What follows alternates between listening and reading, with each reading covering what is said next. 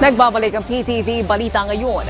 Patuloy ang programa ng pamahalaan para sa mga naghahanap ng trabaho. Ngayong araw isang job fair ang inlunsad sa Pasig City. Kamustahin natin ang sitwasyon doon. May report si Christian Bascones. Live, Christian?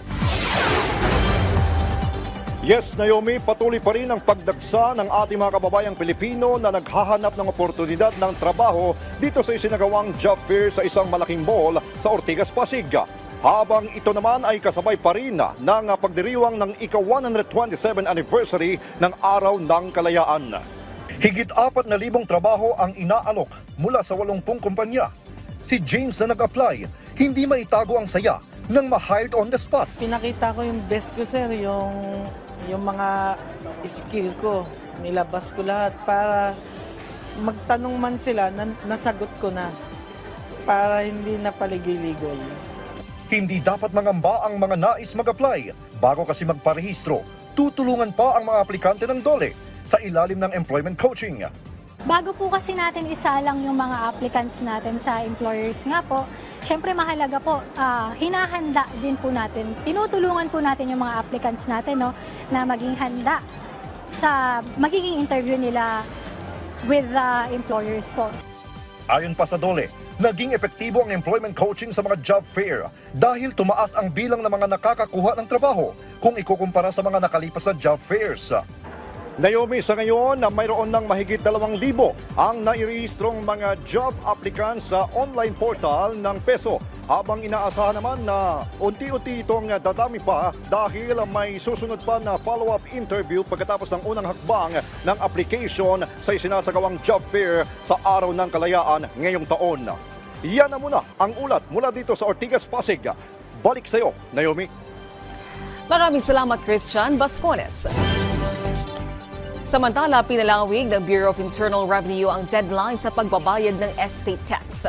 Mula sa dating June 14, extended ang deadline hanggang sa June 16.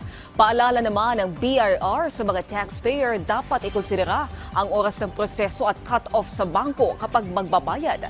Mas mainam din anilang magpunta ng personal sa mga sangay ng ahensya para malaman ang kabuuang halaga ng kanilang estate tax. Samantala, alamin natin ang ibang balita sa PTV Davao mula kay Jay Lagang.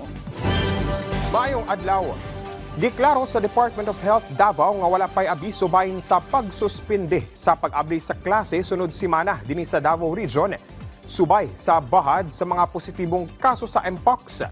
Gipasabot sa ahensya nga samtang misaka ang mga kaso sa Mpox karong tuiga, wala pa'y angay nga ikab-alarma o suspension sa klase. Kinitungod ang Mpox dili airborne ug direct ug close contact ang rason aron matapdan sa sakit. Busa giawag sa DepEd 11 ang tanang schools division superintendent sa riyon nga musunod sa giya sa DOH nga pakusgan sab ang impormasyon bahin sa mga sintomas sa Mpox. Sama sa rashes, kalintura, hilanat, hubag, preventive measures sa classroom sama sa sakto ug regular nga pagpanghugas sa kamot ug pagdili sa pag-share sa mga personal nga gamit sama sa kutsara, baso ug plato. Saktong hygiene practices sa mga estudyante ug school personnel nga naglakip sa paglimpyo sa mga school surfaces sama sa lamesa, bangko, railings gamit ang disinfectants. Samtang giklaro sa DOH Davao nga ang pagsulob sa face mask dili mandatory sa mga eskwelahan apan gidasig sa mga buot protektahan ang ilang kaugalingon batok sa bisan unsang infectious disease. Kapin 1,500 ka mga personahe sa kapulisan sa Davao Region ang ipakatag sa Tibok Riyon karong umaabot nga pag-abli sa klase.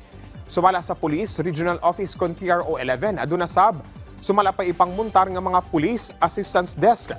Kiniaron nga adunay maduulan ang mga magtutudlo lakip ang mga estudyante kung aduna sila mga concerns.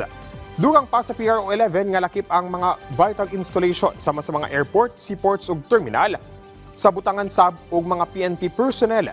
Alayo ni ini andam na sab ang Davao City Police Office kon DCPO nga maghatag og seguridad sa mga estudyante, ginikanan ug mga magtutudlo sa pagsugod sa school year 2025 to 2026.